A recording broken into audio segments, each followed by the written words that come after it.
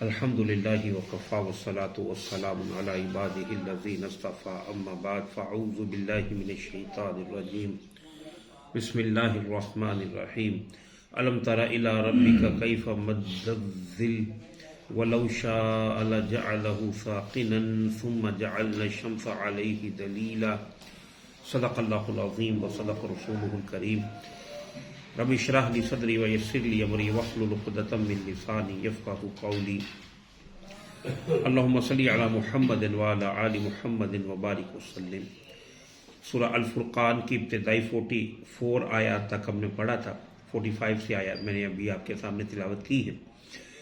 مکی قرآن کریم کے مزاج کے ضمن میں یہ بات بارہا یہاں پر بیان کی جا چکی ہے کہ مکۃ المکرمہ کے اندر جو قرآن کریم نازل ہوا ہے ان کے ہاں دو چیزیں بہت ہی گویا کہ اسلوب کے اندر دو چیزیں بہت زیادہ موجود ہیں۔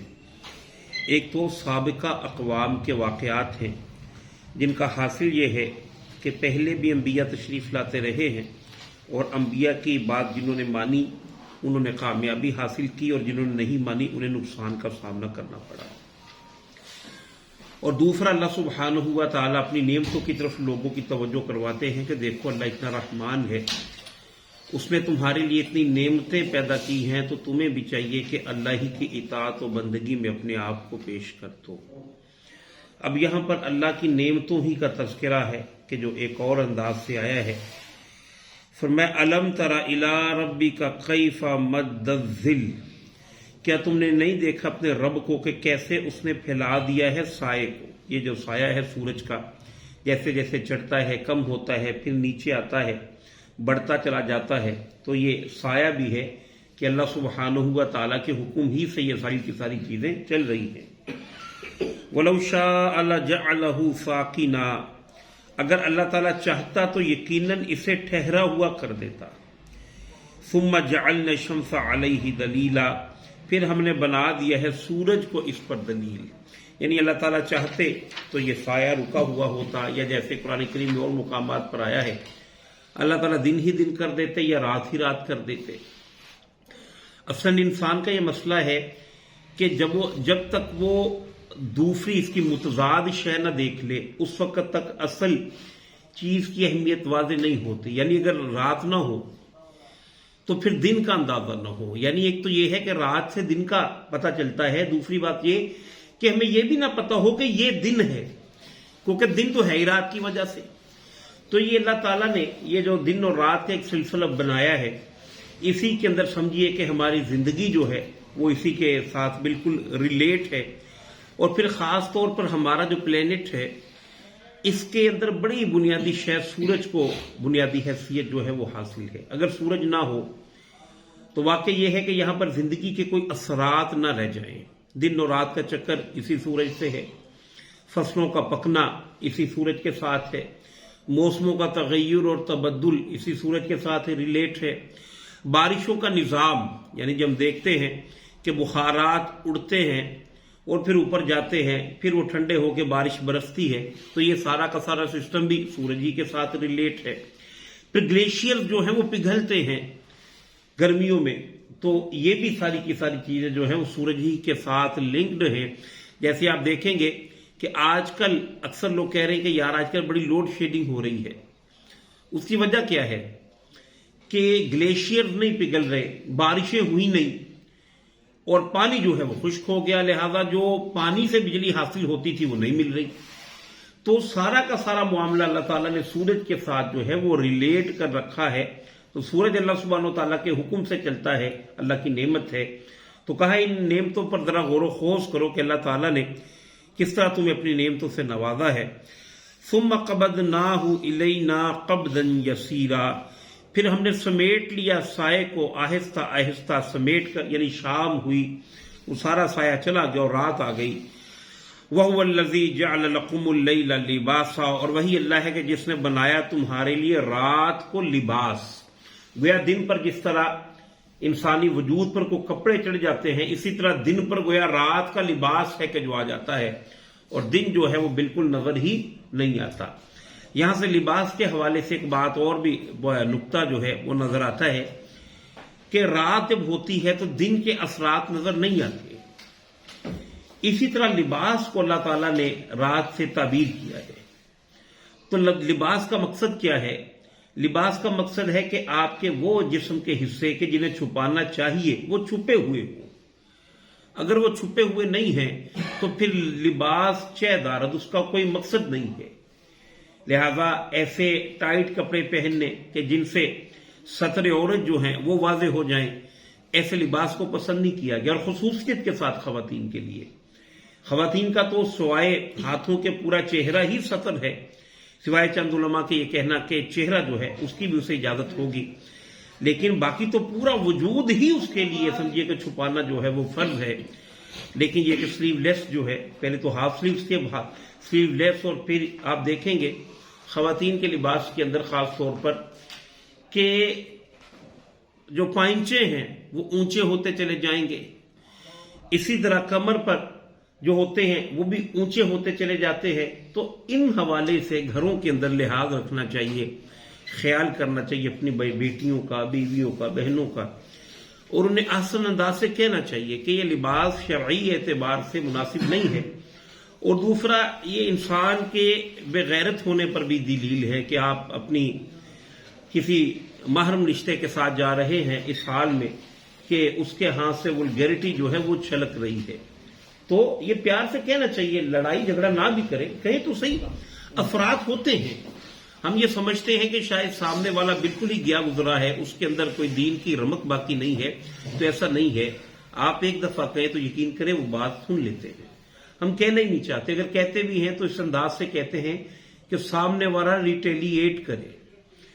اگر آپ واقعتاً ایک نصیحت کرنے والا بن کر نصیحت کریں، اپنی خیر خواہی ظاہر کر کے نصیحت کریں، تو مان لیتا ہے سامنا آدمی. جانور مان لیتا ہے پیار سے، اگر آپ اسے پھسلائیں تو. انسان تو پھر انسان ہے. ہاں لٹ مار انداز اختیار کریں گے تو اس سے پھر یہ کہ ایک ری ایکشن جو ہے وہ پیدا ہوتا ہے. ثم قبضناہ الینا قبضا یسیرا، اور پھر ہم نے سمیٹ لیا سائے کو آہستہ آہستہ. وَهُوَ الَّذِي جَعَلَ لَكُمُ اللَّيْلَ لِبَاسًا وَالنَّوْمَ سُبَاتًا، وہی اللہ ہے جس نے بنایا تمہارے لیے رات کو لباس اور نیند کو آرام. نیند ان لوگوں کو پوچھئے کہ جن کو نیند نہیں آتی، یہ کتنی بڑی نعمت ہے. آپ ایک دفعہ نیند سے فارغ ہو کے اٹھے تو بالکل تازہ دم اور فریش ہو جائیں گے. ویسٹ کے اندر، امریکہ کے اندر سب سے زیادہ جو دوائیاں فروخت ہوتی ہیں وہ ذہنی سکون کی ہیں، کیونکہ نیند کا خاص تعلق ہے ذہنی سکون سے. تو اگر ذہنی سکون ہوگا تو نیند جو ہے وہ بھرپور آئے گی. اور بڑی اچھا ایک شعر میرے ذہن میں آ گیا کہ غرباء اور مساکین کو یہ نعمتیں حاصل ہیں کہ وہ بڑے بڑے ریشم و اطلس کے بستروں پر وہ لوگ، انہیں مینٹلی اتنی ڈسٹربنس ہے کہ نیند اچھی نہیں آتی، جبکہ ان کی یہ کیفیت ہے کہ وہ کسی ہمارے دور کے کسی شاعر نے کہا تھا کہ سو جاتے ہیں فٹ پاتھ پر اخبار بچھا کر، مزدور کبھی نیند کی گولی نہیں کھاتے، انہیں ضرورت ہی ان کی نہیں پڑتی. تو یہ نعمت اللہ تعالیٰ نے یہاں پر تقسیم کی ہوئی ہے. تو اللہ کا فضل ہے نیند آ جانا، اللہ کی نعمت ہے یہ جو نیند اس نے جو ہے وہ بنائی ہے.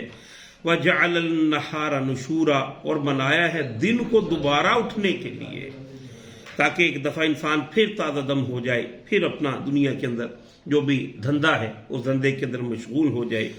وَهُوَ الَّذِي أَرْسَلَ الرِّيَاحَ بُشْرًا بَيْنَ يَدَيْ رَحْمَتِهِ، اور وہی اللہ ہی تو ہے کہ جس نے بھیجا ہواؤں کو بشارت دینے والیاں بنا کر آگے آگے اپنی رحمت کے، یعنی بارش سے پہلے جو ٹھنڈی ہوائیں چلتی ہیں وہ اعلان ہوتی ہیں کہ اب بارش جو ہے وہ آئے گی. وَأَنزَلْنَا مِنَ السَّمَاءِ مَاءً طَهُورًا، اور ہم نے ہی نازل کیا ہے آسمان سے پاکیزہ پانی، یعنی بارش کا پانی جو ہے وہ پاک پانی ہے. لِنُحْيِيَ بِهِ بَلْدَةً مَيْتًا، تاکہ ہم اس بارش کے پانی سے مردہ زمین کو زندہ کرتے.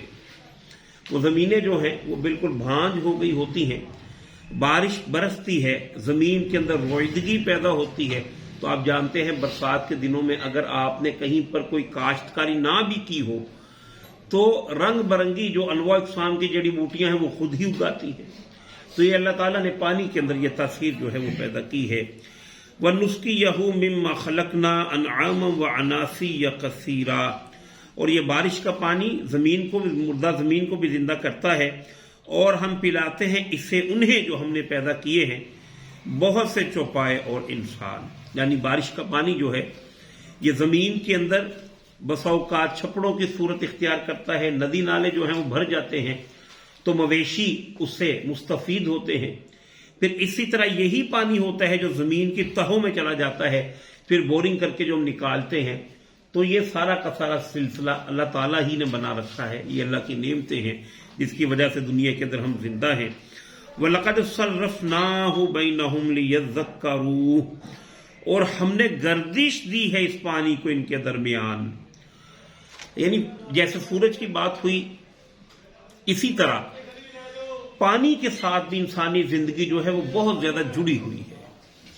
پہلے تو اللہ تعالیٰ نے ارشاد فرمایا ہے وَجَعَلْنَا مِنَ الْمَاءِ كُلَّ شَيْءٍ حَيٍّ، کہ زندگی اور جان ہم نے ہر شے کے اندر پانی سے پیدا کی ہے۔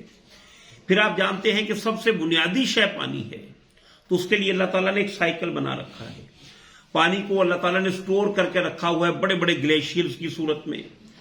پھر اللہ سبحانہ و تعالیٰ نے زمین پر دریا ہیں، ندی ہیں، نالے ہیں، اور ان کے ایسے راستے بنائے ہیں کہ بارش کا سارا پانی جو ہے وہ برستا ہے، اور برف کر ہوتا ہوتا وہ جاتا ہے دریاؤں میں، دریاؤں سے پھر دوبارہ اسے سمندر اٹھاتا ہے، بخارات کی صورت میں سورج اٹھاتا ہے، جہاں پر برسانا ہوتا ہے وہاں پر لے کر جاتا ہے، اور پانی جو ہے وہ برستا ہے۔ تو یہ سارا الٹپ سسٹم تو نہیں ہے، یہ خود ساختہ تو نہیں ہے، کوئی ہستی ہے جو اسے گورن کر رہی ہے، یعنی اللہ تعالیٰ کی ذات۔ تو فرمایا کہ ہم نے اس پانی کو گردش بھی دے دی تاکہ یہ لوگ نصیحت حاصل کریں۔ فَأَبَا أَكْثَرُ النَّاسِ إِلَّا كُفُورًا، تو حق قبول نہیں کیا اکثر انسانوں نے مگر ناشکری کرتے ہوئے۔ یعنی جنہوں نے حق قبول کر بھی لیا، ناشکری وہ مرض ہے کہ اس سے نکل نہیں سکے، اور ناشکری کا مرض آج ہمارے ہاں کس قدر سرایت کر گیا۔ ہم سب لوگ دانش مند بھی ہیں اور عمر رسیدہ بھی ہیں۔ مجھے بتائیے، آج سے 20-25 برس پہلے، سب کو کہہ رہا ہوں، کسی ایک کو نہیں، جو نعمتیں آج آپ کو حاصل ہیں 20-25 برس پہلے حاصل تھی، چودھریوں کو بھی حاصل تھی۔ اور جتنا رونا آج ہے، بڑا عذاب آ گیا، بڑی تباہی مچ گئی۔ حالانکہ دیکھیں تو لیونگ سٹینڈرڈ سب کا اپ گریڈ ہوا ہے، نہیں ہے ایسے، لیکن رونا پیٹنا ہے۔ شکر جو ہے اسے پسند نہیں کرتے لوگ، اسے کہنا، گویا کہ رونا پیٹنا اس کو بڑا پسند کرتے ہیں، شکر گزاری کے کلمات اپنی زبان پر لانا چاہتے نہیں ہیں۔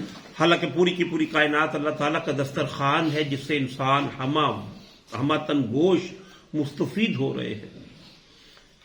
عجیب و انواع و اقسام کی اللہ تعالیٰ نے خوراکیں جو ہیں وہ عطا کر دی، پہلے ان کے کبھی نام ہی نہیں سنے تھے، اور ایسی ایسی نعمتیں عطا فرمائی ہیں کہ شدید ٹھنڈ کے اندر گرمی ہے، اور شدید گرمی کے اندر سردی کے جو لطف ہیں وہ لے رہے ہوتے ہیں، انواع و اقسام کے لباس ہیں، کیا کچھ ہے، لیکن شکر نہیں کرتے۔ اللہ کے نبی صلی اللہ علیہ وآلہ وسلم نے ارشاد فرمایا ہے کہ جو کوئی شخص بندے کا شکر ادا نہیں کرتا وہ اللہ کا بھی نہیں کرتا۔ آپ دیکھیں تو صحیح، دنیا کے اندر آپ کے ساتھ کتنے لوگ ریلیٹ ہیں جن سے آپ کو فائدہ ہوتا ہے۔ جو دودھ والا صبح گھر آ کر دودھ دے دیتا ہے اس کا بھی شکر ہے، جو کوڑے والا آ کر صبح گلی کو صاف کر دیتا ہے اسے بھی شکریہ کہنا چاہیے، وہ جو سبزی والا گھر کے دروازے پر آ کر آپ کو سبزی پرووائڈ کر دیتا ہے اس کا بھی شکریہ ادا کرنا چاہیے، وہ امام صاحب جو آپ کے لیے نماز کا اہتمام کر دیتے ہیں ان کا شکریہ بھی ادا کرنا چاہیے، وہ گھر کے اندر بیویاں جو آپ کے کپڑے پریس کر دیتی ہیں، وہ گھر کے اندر بچے جو آپ کے چھوٹے چھوٹے سودے لا دیتے ہیں ان کا بھی شکر ادا کرنا چاہیے۔ پھر کائنات کے اندر ان ساری نعمتوں کو جو دینے والا ہے اللہ، اس کا شکر ادا کرنا چاہیے۔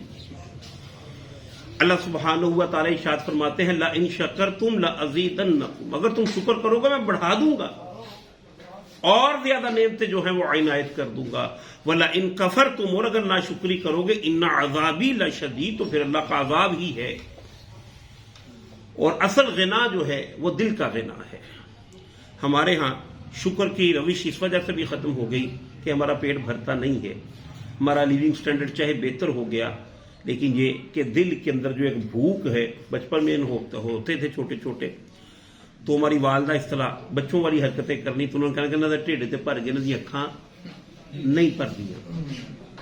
وہ کیفیت ہے آج ہماری کہ نعمتیں ساری موجود ہیں لیکن نیتیں نہیں بھری. رسول اللہ صلی اللہ علیہ وآلہ وسلم نے ایک جملے کے اندر اس مسئلے کو بیان کیا. آپ نے فرمایا اصل غنا دل کا غنا ہے. جو شخص دل سے مطمئن ہو گیا اسے بھوک نہیں رہی، اسے اب لالچ و احتیاج نہیں رہا. اور اگر دل غنی نہیں ہوا تو بڑے بڑے سرے محلات اور کون کون سی جائیدادیں ہیں لیکن پھر بھی ہاتھ کرپشن سے نہیں رک رہا. کیا وجہ ہے؟ کہ دل کا غنا حاصل نہیں ہے. وہ کچھ چیزیں موجود ہیں کہ نسلیں بھی کھائیں تو ختم نہ ہو، لیکن دل کا غنا جو ہے وہ موجود نہیں ہے. تو اللہ سبحانہ و تعالیٰ سے ایک دل کا غنا طلب کرنا چاہیے. ایسے لوگ بھی دنیا کے اندر موجود ہیں، آج بھی موجود ہیں کہ جنہیں 2 وقت کی روٹی مل جائے تو ہمہ وقت وہ اللہ تعالیٰ کا شکر ادا کرتے ہیں اگرچہ کہ تھوڑے ہیں. تو اللہ سبحانہ و تعالیٰ ان ساری چیزوں کا تذکرہ بیان فرما کے کرتے ہیں فَأَبَى أَكْثَرُ النَّاسِ إِلَّا كُفُورًا. تو حق قبول نہیں کیا اکثر انسانوں نے مگر ساتھ ساتھ ناشکری بھی کرتے ہیں. آیت نمبر 50 تک پڑھا ہے، یہیں سے انشاءاللہ العزیز کل دوبارہ پڑھیں گے. وآخر دعوانا ان الحمد للہ.